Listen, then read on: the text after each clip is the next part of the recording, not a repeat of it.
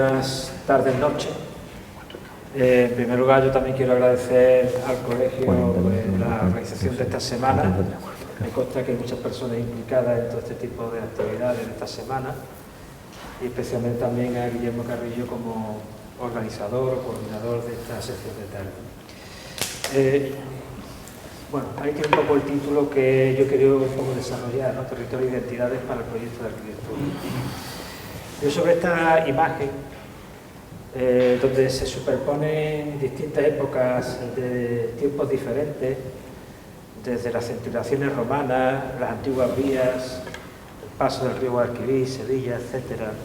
Yo quería primero, antes de nada, como fondo de escena, de esta imagen, hacer unas mínimas reflexiones. A mí, cuando Guillermo me habló de intentar hacer una lectura del territorio, yo la verdad es que yo no soy un especialista en la lectura de un territorio, el territorio animal a gran escala. No sé si de hecho soy especialista en algo, ¿no? Intento uno como trabajar y aprender de todo. Pero tengo la sensación a veces de que esa mirada tan amplia quizás se nos va un poco hacia otro tipo de disciplinas. También está la geografía, está la geología, incluso el urbanismo, cuando trabajas desde la escala de lo supramunicipal o de lo regional, incluso diría yo hasta la sociología cuando habla de los flujos y los movimientos de las personas dentro de un gran ámbito territorial. A mí tengo la sensación de yo como arquitecto, ¿no? que ejerce, yo siempre digo que ejerzo mis tres profesiones, ¿no? La de la acción de la arquitectura, cuando puedo. El arquitecto también ejerce su labor como docente y cuando puede eso que se llama la investigación. Y desde esa mirada, un poco, yo siempre entiendo que el acercarse un poco a intentar entrar dentro de las identidades de ese territorio me exige siempre como descender un poco al plano del suelo. Eso me hace a mí un poco estar más cómodo dentro de lo que es la arquitectura, que un poco trabaja sobre esa idea de la transformación del plano del suelo. Y además, cierra un poco también, para mi punto de vista, un cierto discurso, en el sentido de que observando el territorio lo hace uno con una doble objetivo, ¿no? Primero el de interpretar y luego el de transformar. Y eso hace mucho la labor que realmente intentamos hacer los arquitectos. Por eso mi discurso va un poco más, no tanto en cómo son las identidades pasadas, sino cómo son del presente para adelante. Y para eso la herramienta que mejor tengo es la del proyecto arquitectónico. Voy a intentar también apoyarme en unas imágenes aprovechando mi posición en la escuela, ¿no? Por lo cual eso también nos permite elaborar algunos proyectos, ¿no? Que nos permita también pues, explorar qué capacidades tiene de las identidades del territorio pasadas a las identidades del proyecto arquitectónico. De todas las posibilidades de lectura que uno puede encontrar dentro de ese suelo, ¿no? A mí me interesan mucho aquellas que se llaman las infraestructuras. Ya hemos hablado también de algunas, he escuchado a Fernando hablar también de esas infraestructuras cuando son los castillos, las defensas, etc. Pero no estoy pensando en la infraestructura de las grandes infraestructuras territoriales, ¿no? Estoy pensando más bien en eso que dice ahí, ¿no? De las infraestructuras que tienen diferentes direcciones o aquello que son ramificaciones orgánicas, porque parece un poco que se apega más a la superficie de la Tierra. Iría más, ¿no? Me interesan sobre todo aquellos que se entiende como una parte de esa naturaleza geográfica y territorial sobre la que se sustenta. Es otro tipo de naturaleza, distinta a la que antes nos leyó Guillermo con el diccionario, ¿no? No es un sistema que se impone, sino un sistema que nace del propio proyecto. Yo tengo entendido de que no existen nunca dos lugares iguales, dos territorios iguales, ¿no? Pero siempre es posible que con la mirada del arquitecto a lo mejor se puedan encontrar unos mecanismos o no sé si llaman metodología, con el cual se puede a lo mejor extrapolar ciertas intenciones, ¿no? En esa lectura del territorio de cara a ese sentido de interpretar, intervenir. Por eso las primeras imágenes que yo quiero poner no son ni siquiera de Sevilla. Esto es un plano de la ciudad de Poznań de mitad del siglo XIX. Está redibujado sobre un plano que hace Dené, que es un arquitecto paisajista, y que estructura un poco un territorio en base a 13 o 12 parques casi rurales, naturales. Atendiendo un poco a ese dibujo, ¿no? Se puede observar también que casi se podría entender que esto es como un plan general de ordenación, donde prácticamente está todo controlado desde la infraestructura esta pegada al suelo. Un dibujo de este tipo con la infraestructura también habla de una sociedad definida por la nobleza, seguramente con unas relaciones estructurales muy claramente definidas, etc. Pero también habla de un territorio que está, no sé si pasa aquí, que está bien conectado, ¿no? Solamente aparecen también lo que son las vías de conexión a través de ese mecanismo que es el ferrocarril, que es el transporte por excelencia de esa época de mitad del XIX, pero también a través de una tupida red de carreteras y de caminos que quizás nos haga pensar que ese territorio está como bien hidratado, ¿no? Está bien irrigado a través de todo y cada uno de sus elementos que consiguen organizarlos, comunicarlos, en ese sentido de infraestructura orgánica sobre el territorio. Cuando una ciudad crece así con el paso del tiempo, ocurre que al final todo ese sistema que soporta el trasfondo de una ciudad se sigue manteniendo y es válido con el paso del tiempo. Esto es una superposición de una foto del año 2007 sobre ese plano de René de principios del siglo XIX. Las ciudades crecen, cambian con sus aciertos, con sus errores, pero precisamente cuando el suelo está perfectamente irrigado, posiblemente se pueda entender más fácilmente cómo se puede expandir o se puede identificar esa identidad del territorio que hace que luego las ciudades se sigan manteniendo. Un poquito más cercano a nosotros, ¿no? Un proyecto utópico, pues no se construyó en cierto modo, ¿no? Como es el de Pottery Sinbad de Cedric Price, que es un caso real, ¿no? Un proyecto real aplicado, ¿no? En un lugar de la mitad de Inglaterra, las Midlands, en el cual Cedric Price intenta recuperar un lugar que se había quedado obsoleto porque la industria a la cual se dedicaba y en la cual él había vivido había quedado prácticamente fuera de uso por un problema de desajuste tecnológico. Y la manera que intenta Cedric Price de volver a recuperar esa identidad hacia su realidad actual es a través de nuevo de buscar o leer esa infraestructura en la cual se sostiene el movimiento. Las principales, ¿no? Que son esas azules, que son las autopistas o las carreteras, o el marrón, que es el ferrocarril, y que lógicamente genera un esquema funcional, puesto que estamos a mitad del siglo XIX, del siglo XX, ¿no? Que ocurre que también los territorios se pueden conectar a través de otros lugares, ¿no? Como son aeropuertos, casi una visión de globalización mundial, pero en el fondo, el dibujo que realmente hace Cedric Price a mitad del XX no es muy distinto al que había hecho René a principios del siglo XIX. Al fin y al cabo, vuelve a ser un territorio muy bien irrigado, recuperando o redibujando todo y cada uno de los caminos que estaban estructurando toda una superficie inmensa de más de 100 millas, cerca de 26.000 hectáreas, ¿no? Y que es el que intenta recuperar. Todo ese sistema de elementos sobre el territorio, sobre la infraestructura, no es solamente una cuestión fisiográfica. Al fin y al cabo, todos esos dibujos refieren unos modos de vida.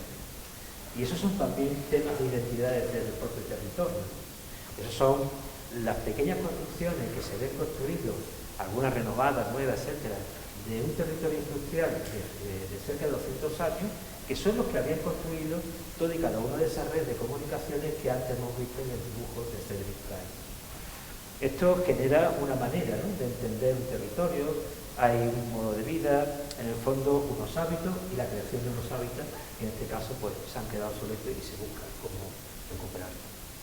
Para estas cuestiones de identidad del territorio es lo que intenta Cedric Price traspasarlo a una identidad del propio proyecto, a través de su dibujo, intentando ver cómo se intervendría, cómo se incluirían nuevas arquitecturas que harían de ese presente un nuevo futuro, ¿no? O este mismo ejemplo. En realidad nosotros siempre intentamos buscar unos mecanismos para poder hacer esa lectura del territorio. Esto, por ejemplo, son unos dibujos que nosotros hacemos para el tema de la investigación, en el cual, en el fondo, intentamos observar cómo ese primer plano que antes vimos de Sevilla, ¿no?, donde se superponían también todo el tema de las cinturaciones romanas. Al fin y al cabo, es una cuestión casi de estratos superpuestos, ¿no?, en el cual se ve todo ese gradiente de elementos transformados dentro del territorio. Hay un profesor que habla de Finlandia, ¿no?, de los espacios bosques y de los espacios lagos, ¿no? Los espacios lagos no solamente es la lámina de agua, sino también los vacíos que se generan entre la misma base de vegetación. Quizá a lo mejor si buscamos una imagen de Finlandia, donde se ven todas las pequeñas centrales de agua, se podría asimilar mucho a esa masa, ¿no?, de vegetación rayada con los vacíos interiores. Nosotros lo llamamos un mapa de arquitectura, en el cual la arquitectura de los edificios se van entendiendo con la naturaleza existente.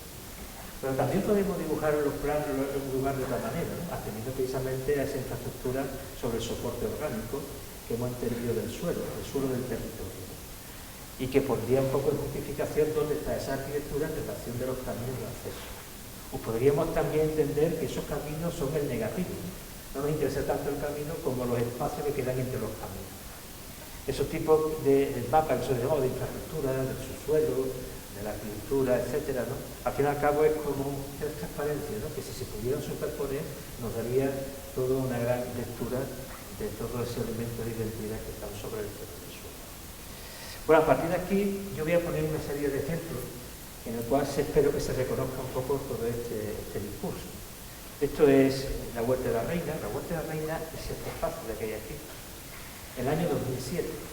El año 2007 es ese año donde todavía no nos había azotado de manera brutal la crisis, en el cual el Plan General de Ordenación lo que proponía también es cómo seguir ampliando una ciudad que está marcada por un proceso casi de intensificación y de extensión de la construcción frente o superpuesto, borrando casi gran parte de la identidad desde el territorio rural. Sevilla, desde luego, no es Potsdam, y porque no es su origen, no es su forma de construirse, etcétera, ¿no? Y no es solo la manera de utilizar los parques, los espacios vacíos, los espacios verdes, ¿no? Más bien está un poco como un sistema de protección o de ocultación de esas grandes infraestructuras que dejan a los espacios exteriores más o menos libres para una continuación de esa superposición de los espacios y de los lugares. Es decir, una traslación directa de una manera de hacer la ciudad. Pero estos lugares, como el de la Huerta de la Reina, no dejan de tener una cierta identidad del territorio. Es decir, efectivamente, no solamente están esos caminos o esas carreteras que antes podíamos reconocer en el proyecto de Cedric Fry, o los dibujos de Sumila, de Álvaro Alto, o en el de Josep Benet. Y también se puede observar que efectivamente entre los caminos lo que existen son unos vacíos, pero no son unos vacíos que están habitados. En este caso están habitados a través de una serie de cultivos. Y hay unas construcciones que son las que justifican toda esa trama orgánica de comunicaciones entre las distintas partes, ¿no?, que dan un poco como vida, ¿no?, a esa forma habla de una forma de vivir, habla también de una forma de ocupar el suelo, etc. Por supuesto están las grandes infraestructuras estas que atravesaban, como son el ferrocarril, el paisaje rural con el fondo de la ciudad, podría haber sido uno de los muchos paisajes que nos enseñan también Fernando. Pero también están las grandes infraestructuras, las pequeñas infraestructuras, perdón, que son las pegadas a la tierra, ¿no?, los pequeños elementos de riego que están justamente pensando en la siguiente, etcétera, para poder crecer, ¿no?, las acequias, ¿no?, que son como cicatrices o surcos dentro de ese territorio, ¿no?, o los elementos que hablan también de la conexión del agua, ya no solamente sobre la propia superficie, sino justamente debajo de la superficie, el subsuelo, que en el fondo es el que irriga también todo ese uso natural, ¿no?, que está en este tema. Bueno, nosotros dentro de nuestro ámbito docente también lo que hicimos fue cómo intentar que la arquitectura pudiera dar respuesta a esa presión, ¿no?, de crecimiento de la ciudad sobre un territorio rural, intentando siempre que se puede, como hacemos los arquitectos, intentar equivocarnos lo menos posible. Por eso es importante, ¿no?, reconocer todo y cada uno de los elementos naturales que dan identidad al territorio, para ver si se pueden hacer de esas identidades la propia identidad del propio proyecto. Bueno, estos son pequeños esquemas, ¿no?, son de intervenciones, no son de hecho proyectos en sí. Tampoco voy a entrar en ello porque tampoco se trata de eso, sino se trata un poco de exponer una cierta idea. En este caso son los resultados de un trabajo de workshop entre cursos de cuarto y de quinto, ¿no?, donde los de cuarto intentaban saber cómo podían disponerse unas edificaciones dentro de una naturaleza natural, bueno, naturaleza trabajada, antropizada, mejor dicho, o dónde estarían los equipamientos que harían posible una nueva comunidad sobre esa superficie, sobre ese ámbito rural. Bueno, estos son otro tipo de esquemas, otro tipo de soluciones, etcétera. de relaciones con el medio rural, que está un poco medio protegido por una gran infraestructura que rodeaba y separaba con pinos montanos, u otros tipos de ejemplos quizá un poco más propositivos, por decirlo de una manera, ¿no?, en la recuperación de los antiguos cazados de pequeños arroyos o arroyos que cursaban y separaban la parte de la ciudad y que evidentemente pues tenían que ver con toda la naturaleza rural de ese espacio. Quizás de esa manera también se puedan entender, ¿no?, algunas intervenciones que intentan como simular ese crecimiento, digo, no reglados del proyecto, que se produce muchas veces desde esa construcción diseminada y que tiene un poco su cierto homólogo en el propio intervención o proposición de las propias edificaciones. Quizás así es cuando se identifica, ¿no?, se sabe, ¿no?, que cuando se desciende al propio edificio, ¿no?, los propios valores encontrados dentro del territorio se puede justificar cómo son la calidad de esos espacios comunales o cómo son esos espacios interiores de los edificios que intentan dar servicio a la vivienda. La idea no es tanto cómo es el proyecto, sino a qué escala puede llegar a trabajar la arquitectura desde una lectura y una interpretación de la escala territorial. Bueno, esto es otro ejemplo, ¿no?, en este caso con una concentración de la edificación y en torno a la vía y una mayor liberación del espacio natural, y una serie de imágenes que un poco generaban esto. Almería tiene muy cerca de Murcia un espacio también con una identidad territorial muy propia. Es lo que se llama Llano Central. Y quizá, aunque es verdad que efectivamente, como he dicho antes, no existen dos lugares idénticos, dos territorios, pero la manera de recorrerlo a veces sí tiene que ser muy similar, o puede ser muy similar. Están, por supuesto, las grandes vías de comunicación de ese ámbito territorial, como son en este caso lo que son una cañada real, Mojacabel, pero también se puede reconocer algo que también hemos visto posiblemente en la Huerta de la Reina, ¿no?, cuáles son los vacíos que dan un poco vida o una forma de uso de un foro territorial y rural como es este, ¿no? Es decir, los grandes vacíos, como los que veíamos en su vida, son realmente los que interesan antes que la propia infraestructura que nos rodea. Bueno, estas son algunas también imágenes de la extensión. Al fin y al cabo, lo que se trata de buscar una serie de estrategias para intentar que esa arquitectura se vaya insertando dentro del territorio de la manera quizás más adecuada, si es que existe alguna, son estos elementos, Posiblemente estos edificios que surgen de esa lectura territorial se explican quizá por sí solos, más allá del valor o de la corrección del propio proyecto, está la intención de buscar una arquitectura que intente convivir dentro de las posibilidades con un medio territorial.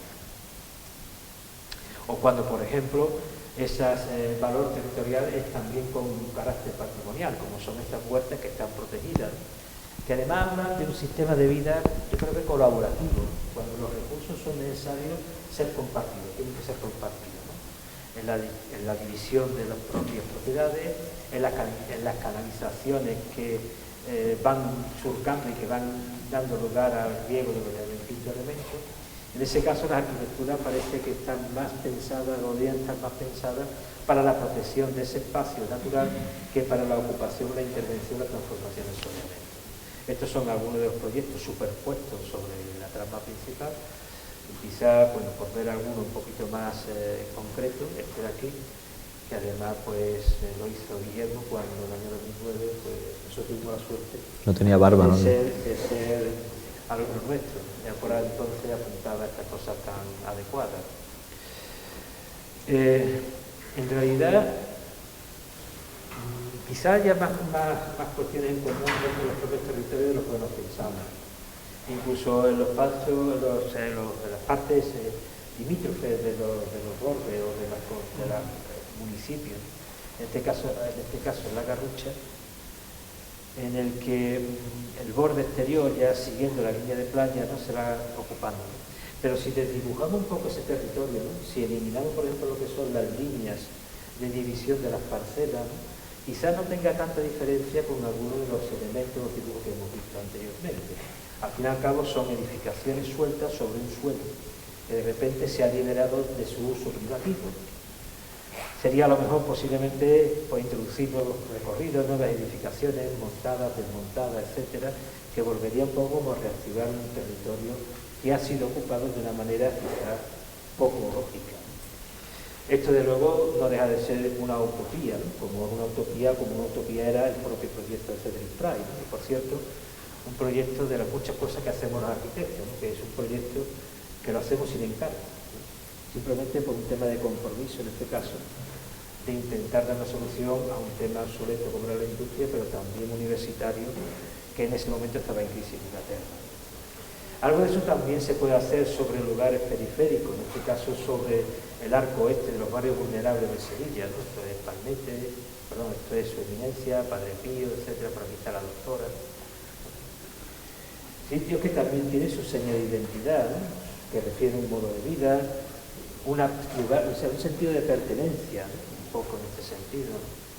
Que hablan también, yo no sé si de autoabastecimiento o de la supervivencia, ¿no? Un poquito, ¿no? Pero también de la intensidad del espacio urbano, ¿no? Y de la ocupación, posiblemente, que habla de la dificultad de los espacios antes vistos en los territorios, ¿no? Y de los deseos, ¿no? En este caso, 5 estudiantes ya arquitectas que fueron y dibujaron, y le pidieron a los niños que dibujaran qué querían que fuese su barrio. Y estas personas lo que consiguieron sobre todo es trasladar estos deseos a una imagen de arquitectura. Al fin y al cabo, lo mismo que habíamos hecho en la Garrucha, se trataba luego de codificarlo dentro de los límites o de las maneras en las que trabaja un arquitecto. En el tema del plano, en el tema de la maqueta, en la liberación, que no deben ser más infraestructuras o no son más que vacíos y llenos de cualquiera de los planos que hemos visto anteriormente. Y la superposición de nuevos estratos que hacen un poco como de ese plano inicial que antes veíamos de Sevilla, ¿no? Donde se veía superpuesto Sevilla, o no se sabía que estaba superpuesto, si Sevilla, las centuriaciones sobre Sevilla. En fin y al cabo, lo que quiero decir es que la arquitectura entra en juego. Claro, todo esto tiene también unos referentes del conocimiento, que yo creo que es una cuestión importante. Yo creo que es bueno saber en qué educar. Pero también tiene una cuestión casi ideológica, no en el sentido ideológico de la política, en el momento en que a veces la arquitectura se llegó a vincularse con el tema de la ideología, y sean conceptos más de ideología de que la arquitectura nunca debió de perderse, quizá la ideología social, incluso diría yo la ideología humanística, en el cual se puede entender un poco estos tipos de intervenciones que intentamos hacer. Mi última diapositiva es esta, y retomo de nuevo la intervención sobre la Huerta de la Reina en el año 2007. Entre las estrategias que se propusieron para que se desarrolle ese workshop, el profesor Roberto Luna hizo esto. Y dijo que era una imagen virtual que visualizaba el impacto ambiental que provocaría la edificación de la zona. Así, el espacio se ocupa por una retícula de estanque que contiene el agua necesaria para el proceso constructivo y el posterior consumo. Un conjunto de globos cautivos cuantifica el volumen de gases emitidos durante la construcción y los desplazamientos de los habitantes. Y un pavimento de losetas que reproducen el billete de 500 euros muestra la cuantía económica de la operación. Y es que en arquitectura la certeza dura muy poco, dura lo justo, sobre todo en estos momentos de cambio tan importantes que estamos viviendo y que realmente no sabemos muy bien cuándo empieza y cuándo acaba. A mí la propuesta de Roberto me pareció posiblemente como el extremo opuesto, ¿no? Frente a la propuesta de ocupación intensiva que proponía la gerencia y la de no hacer nada que proponía Gerardo. Yo creo que en ese sentido, cuando el arquitecto se intenta o se ve la obligación de hacer, lo que hay que intentar hacerlo con el mínimo error posible. Roberto Luna, para su estrategia, la tituló "Prefería no hacerlo", en clara alusión a la magnífica novela de Germán Melville. Sí, Amadeo.